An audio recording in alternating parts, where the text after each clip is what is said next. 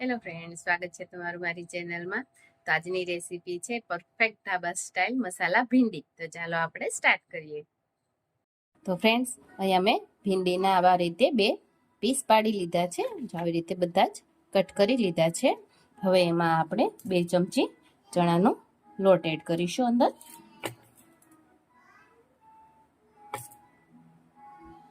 સ્વાદ પ્રમાણે મીઠું એડ કરીશું અને અડધી ચમચી હળદર પાવડર એડ કરીશું. હવે આપણે સારી રીતે મિક્સ કરી લઈશું હાથેથી, એટલે બધો જ મસાલો ભીંડીમાં ચડી જાય, એટલે સરસ અંદર ચડી જાય બધું. આપણા ભીંડામાં મસાલો મિક્સ થઈ ગયો છે. હવે આપણે એને શેલો ફ્રાય કરી લઈશું. હવે આપણે ભીંડી ફ્રાય કરવા માટે 2 મોટી ચમચી તેલ એડ કરીશું. તેલને થોડી વાર આપણે ગરમ થવા મૂકીશું. આપણું તેલ ગરમ થઈ ગયું છે. હવે એમાં આપણે ભીંડો એડ કરી દઈશું.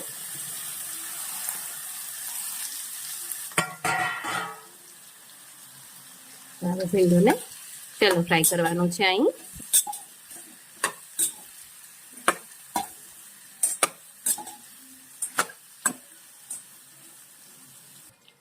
હવે અહીંયા આપણે પૂરા તળી નથી લેવાના, થોડું ક્રન્ચીનેસ આવી જાય ત્યાં સુધી એને શેલો ફ્રાય કરવાના છે આપણે.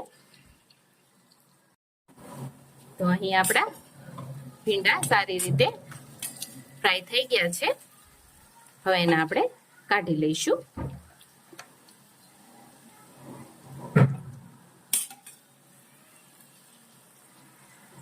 તો હવે આપણે એ જ કડાઈમાં થોડું તેલ એડ કરીને હવે આપણે રાઈનો વઘાર કરીશું. અહીં રાઈ નાખીશું, જીરું એડ કરીશું,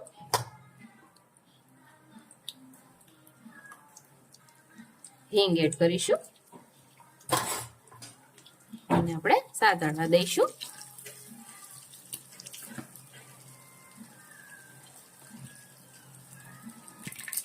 હવે એમાં આપણે આદુ મરચા લસણની પેસ્ટ એડ કરીશું.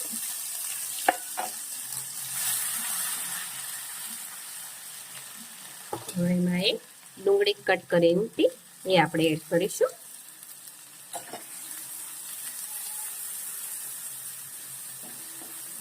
ડુંગળી તળાઈ જાય એટલે પછી એમાં આપણે એક ટમેટું એડ કરીશું. અહીં હવે આપણે ડુંગળીને થોડી વાર સાતળવા દઈશું. તો અહીં આપણી ડુંગળી સારી રીતે સતળાઈ ગઈ છે. હવે એમાં આપણે ટમેટોની પ્યુરી એડ કરી દઈશું.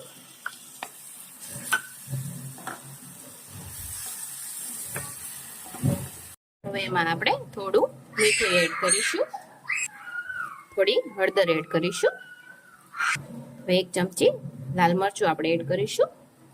હવે આપણે મસાલો બધો મિક્સ કરી દઈશું. હવે એમાં આપણે થોડું પાણી એડ કરવાનું છે, 2 ચમચી જેટલું, એટલે આપણો મસાલો સારી રીતે ચડી જાય.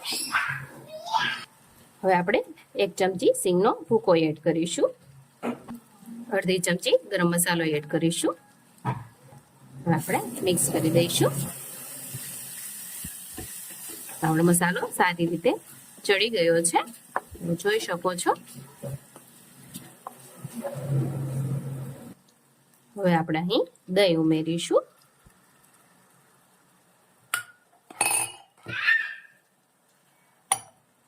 થોડું આપણે પાણી એડ કરીશું. હવે આપણે દહીંને સારી રીતે મસાલામાં મિક્સ કરી દઈએ. તો ફ્રેન્ડ્સ, તમે જોઈ શકો છો આપણી ગ્રેવીમાં ઉપર તેલ આવી ગયું છે. હવે આપણે આ ફ્રાય કરેલા ભીંડો એડ કરીશું. આપણે સારી રીતે ગ્રેવીમાં એમને મિક્સ કરી દઈશું.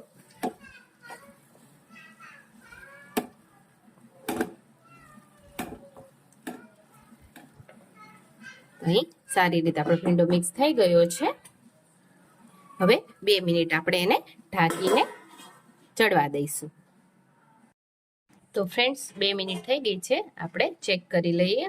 તો તમે જોઈ શકો છો આપણે એકદમ પરફેક્ટ મસાલા ભીંડી બનીને રેડી છે, એકદમ રેસ્ટોરન્ટ સ્ટાઇલ. તો તમે પણ એકવાર આ રેસીપી જરૂરથી ટ્રાય કરજો. તો આપણી મસાલા ભીંડી તૈયાર છે. ચાલો આવી જાઓ ખાવા. તો ફ્રેન્ડ્સ, તમને આ મસાલા ભીંડીની રેસીપી કેવી લાગી મને ચોક્કસથી જણાવજો, અને તમારા ઘરે પણ એકવાર જરૂરથી ટ્રાય કરજો. તો જો તમને મારો આ વિડીયો ગમ્યો હોય તો મારા વિડીયોને લાઈક કરજો, શેર કરજો અને મારી ચેનલ સબસ્ક્રાઈબ કરજો. Thank you.